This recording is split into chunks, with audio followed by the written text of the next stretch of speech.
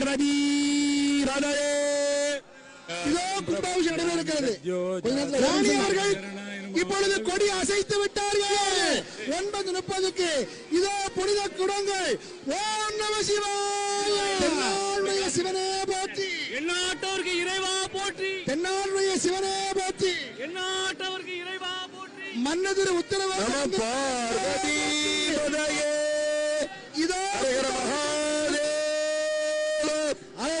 தென்னாடுடைய சிவனே போற்றி. எந்நாட்டவர்க்கு இறைவா போற்றி. இதோ கலசத்திலே மலர் மாலை கனக திரளே போற்றி.